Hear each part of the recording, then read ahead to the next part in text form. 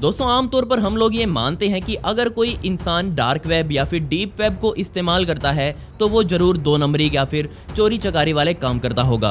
अपने कुछ कामों की वजह से पूरा डार्क वेब आज बदनाम हो चुका है। जी हाँ, कुछ खौफनाक दिमाग रखने वाले लोग यहाँ आते हैं, कुछ ऐसा सामान खरीदते या फिर बेचते हैं जो दुनिया के हर देश में इल्लीगल माना जाता है और यही सामान बाद में सड़कों या फिर चौराहों पर बेचा जाता है। इसके अलावा यहाँ पर आपको कुछ लोग ऐसे भी मिलेंगे जिनसे आपकी अपने आप ही बातें होने लगेंगी और बातें भी ऐसी जिसे सुनकर या फिर देखकर आपके भी कान फट जाएंगे। अगर आपने डार्क वेब से जुड़ी और भी वीडियोस देखी हो तो आपको पता होगा कि डार्क वेब चलाना कोई खास मुश्किल काम नहीं है, लेकिन सवाल यह है कि क्या आपको सच में डार्क वेब कभी चलाना चाहिए। खैर, आज मैं आपके इसी सवाल का जवाब आपको देने वाला हूँ, लेकिन उससे पहले प्लीज आप इस वीडियो को एक लाइक दे दें और कमेंट्स में पिक में लिख दें ताकि कल की वीडियो में मैं आपको शाउट आउट दे दूं।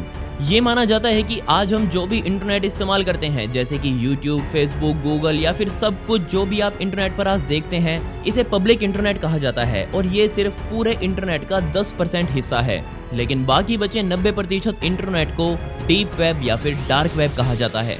ये इंटरनेट का एक ऐसा पार्ट है जो किसी भी सर्च इंजन के इंडेक्स में आपको नहीं मिलेगा। आप आज तक डीप वेब और डार्क वेब का मतलब एक ही समझते होंगे, लेकिन ये आपकी गलती है। असल में डार्क वेब डीप वेब का एक बहुत छोटा सा हिस्सा माना जाता है। इसे आप एक आइसबर्ग के एग्जांपल से समझ सकते हैं जो पानी के ऊपर है। वो हमारा 10% बहुत प्यारा सा पब्लिक इंटरनेट जिसे आज हम इस्तेमाल करते हैं।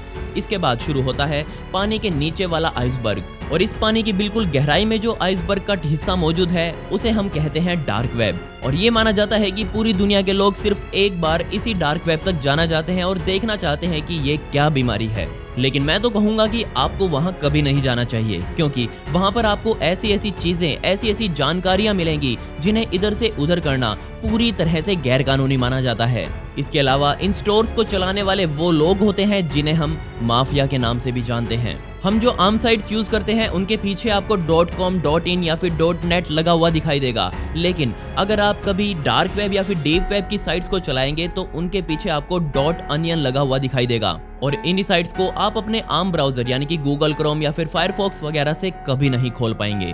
और इससे निपटने के लिए सामने आया टॉर ब्राउजर, और जब आप टॉर ब्राउजर में किसी भी साइट को खोलेंगे तो आप तुरंत डार्क वेब या फिर डीप वेब में पहुंच जाएंगे। लेकिन सवाल अभी भी ये है कि क्या आपको सच में डीप वेब या फिर डार्क वेब में जाना चाहिए। खैर, उससे पहले मैं आपको बता दूं कि हम सब आज तक यही मानते आए हैं कि डीप वेब या फिर डार्क वेब पर किसी भी देश का या फिर किसी भी इंसान का कंट्रोल नहीं है, लेकिन ये पूरी तरह से गलत है। हर देश की सरकार अपने अपने देश में चलने वाले डीप वेब या फिर डार्क वेब पर अपनी पैनी नजर बनाकर रखती है और मैं तो कहता हूँ होनी भी चाहिए, क्योंकि वहां पर वो सभी गैर कानूनी काम होते हैं जिन्हें आप या मैं सोच भी नहीं सकते। खैर, मैं आपको ये भी बता दूं कि टॉर ब्राउजर भी पूरी तरह से सेफ नहीं है। अब आप मुझसे पूछेंगे कि हम अपने आप को कैसे छुपाएं, लेकिन उससे पहले मैं आपको बता दूं कि यहाँ आपके सामने ऐसी ऐसी स्क्रीन्स आएंगी जिन्हें देखकर आप भी पूरी तरह से दहल जाएंगे। इसके बारे में और ज्यादा जानने के लिए मैंने कोरा पर बहुत से लोगों की पोस्ट देखी जिनमें उन्होंने अपना एक्सपीरियंस शेयर किया हुआ था डीप वेब या फिर डार्क वेब को चलाने का। एक आदमी ने लिखा कि मैंने तकरीबन 6 महीने तक डीप वेब या फिर डार्क वेब को चलाया, लेकिन तभी कुछ ऐसा हुआ कि मुझे वो सब कुछ बंद करना पड़ा। जी हाँ, उसने कुछ ऐसा वहां देख लिया था जो मैं आपको यहाँ पब्लिकली तो कभी भी नहीं दिखा सकता। इसके लिए आप मुझे मेरे इंस्टाग्राम पर फॉलो करके वहां मैसेज कर सकते हैं। वहां मैं आपको पर्सनली वीडियोस और फोटोज भेज दूंगा। थोड़ा लेट हो सकता है लेकिन जरूर भेज दूंगा और मेरी आईडी का लिंक आपको नीचे डिस्क्रिप्शन में मिल जाएगा, वहां क्लिक करके आप मेरे से कॉन्टेक्ट कर सकते हैं। खैर, आसान भाषा में कहूँ तो उस आदमी ने वहां पर एक ऐसी वीडियो देख ली थी जिसमें किसी को बहुत ही बुरी तरह, यकीन मानिए बहुत ही बुरी तरह मारा पीटा जा रहा था।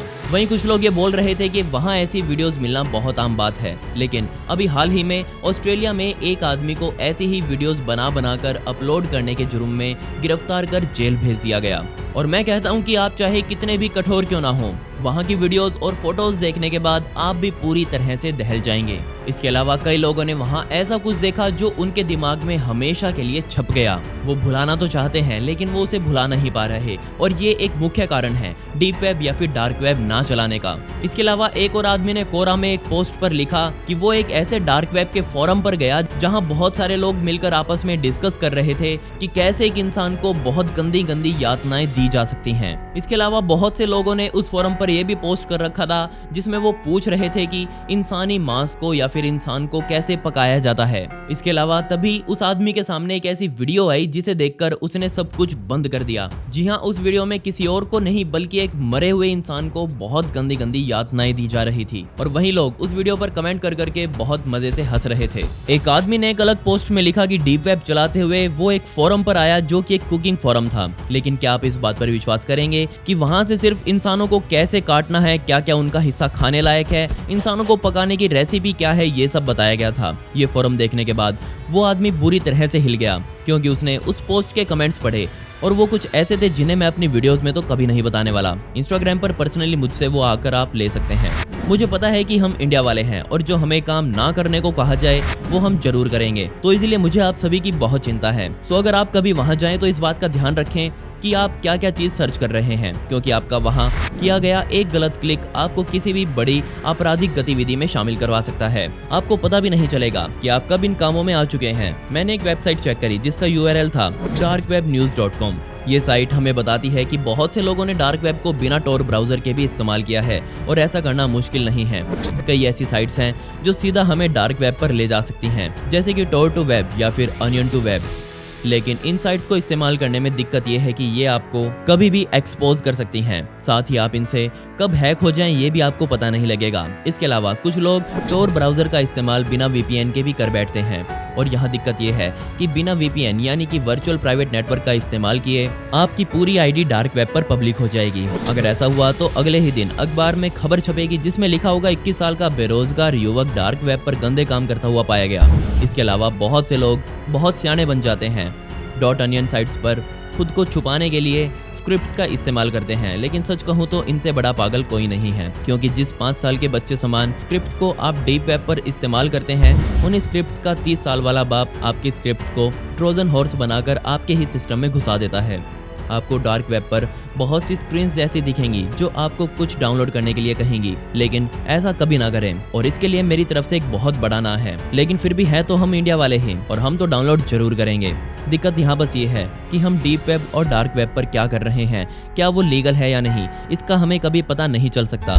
मानकर देखिए आपने डार्क वेब पर अपने इंटरेस्ट का कुछ सर्च किया और उस सर्च के अलावा आपको वहाँ कुछ और भी इंटरेस्टिंग मिला और आपने उस पर भी क्लिक कर दिया और यहीं आपने गलती कर दी। क्या पता वो क्लिक आपको किस गलत काम में फंसा दे और फिर आपको जेल भी हो सकती है। खैर 2018 में आई अमेरिका की एक रिपोर्ट के मुताबिक कई लोगों का नाम लिस्ट में आया हुआ है क्योंकि वो सभी लोग डीप वेब पर गैर कानूनी चीजें बेच रहे थे और उसी साल पूरे अमेरिका में इन जैसे लोगों को पकड़ने का अभियान भी चलाया गया जो यहाँ पर खतरनाक अवैध हथियार, नशीली ड्रग्स या फिर कुछ और बेचते हुए पाए गए।